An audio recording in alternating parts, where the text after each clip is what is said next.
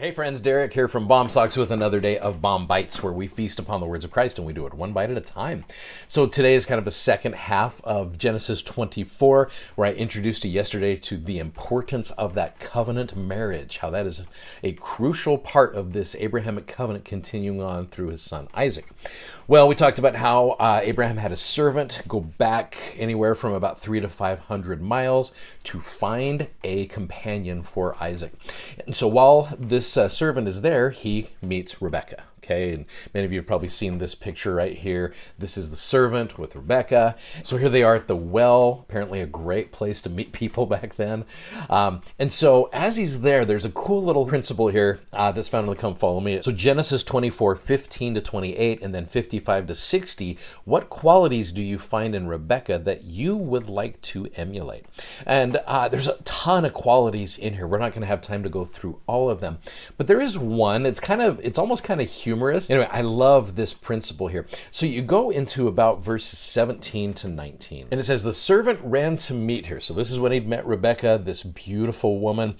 He said, let me, I pray thee, drink a little water of thy pitcher. Now you remember, he had said, so if I could just find someone who could come and give water to myself and to my camels, then this is going to be a great thing. He said, let me, I pray thee, drink a little water of thy pitcher. She said, drink, my lord. And she hasted and let down her pitcher upon her hand and gave him drink. And when she had done giving him drink, she said, I will draw water for thy camels also, until they have done drinking. It says she hasted, emptied her pitcher into the trough, ran again unto the well to draw water, and drew for all of his camels.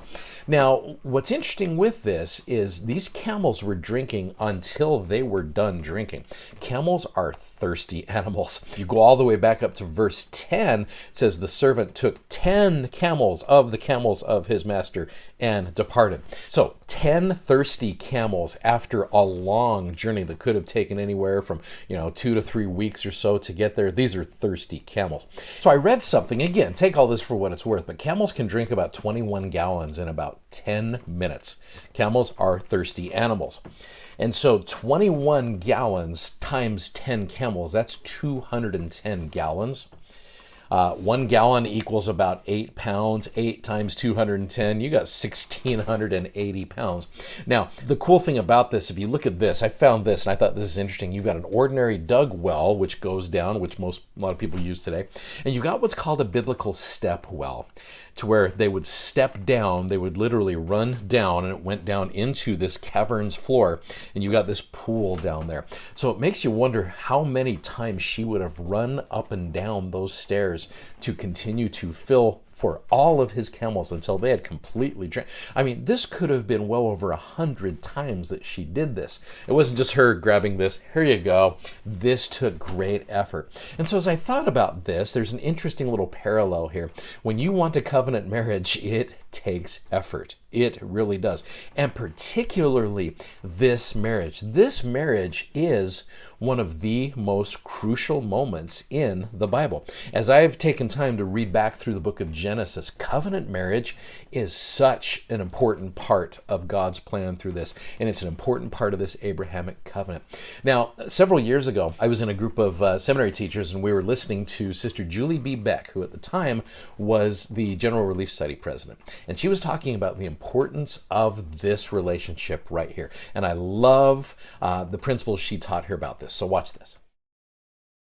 I love the story of Abraham and Sarah and of Isaac and Rebekah.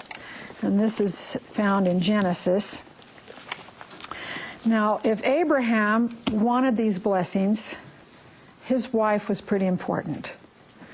Abraham and Sarah had one son, the golden son, Isaac. If Abraham wanted these blessings to be the father of many nations, how important was Isaac's wife?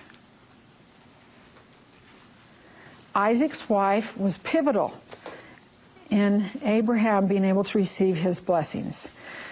She was so important that he sent his servant on a mission to find the right girl. A girl who would keep her covenants, a girl who understood what it meant to form an eternal family and have those same blessings.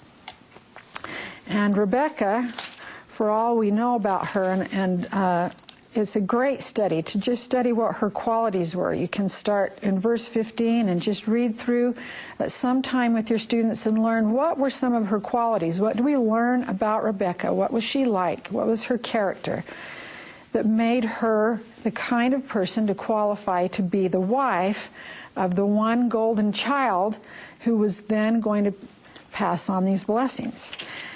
But in verse 60, we come to the point where Rebekah she wanted this blessing also, and she was blessed by her brothers. It says, be thou the mother of thousands of millions. Where do you get those kinds of blessings? You get those in the temple. And Rebekah was blessed and wanted these blessings. So Rebekah left all. She wanted those blessings so much, she says, I don't need to wait. I'll go now. And she and Isaac formed an eternal family. Because of Rebekah's influence and Isaac's priesthood keys, we got the 12 tribes of Israel, which now people the earth. That story of Isaac and Rebekah is pivotal. It depended on a man and a woman who understood their place in the plan and their responsibilities to form an eternal family, to bear children, to teach them.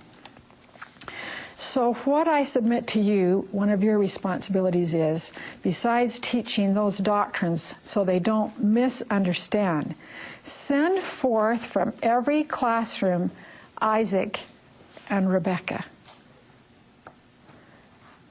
If we could have every one of your children, every one of your students understanding their roles in this great partnership, that they are each an Isaac or a Rebekah, and they know with clarity what they have to do. So again, you can see the importance of Isaac and Rebekah's marriage in this whole process. So if you read through Genesis 24 with that in mind, how important the covenant is, you're going to find all kinds of wonderful things and qualities and things that we need to do and how to involve the Lord in not only finding a spouse, but continuing to be that spouse. That I've heard it referred to as the 10 camel companion. Pretty amazing, that willingness to work hard for both of you, to travel far enough to be able to find that person and to be able to be then that righteous covenant person. It takes a lifetime and eternity to work through that. And I am grateful for the opportunity that the Lord gives me to continue to work on that. So I hope that helps you guys out. Thanks for watching. Thanks for subscribing. And thanks so much for sharing these messages. We love that. Go check out our amazing gospel themed socks at bombsocks.com. And you guys have a great day and we'll see you tomorrow. Godspeed. Bye-bye.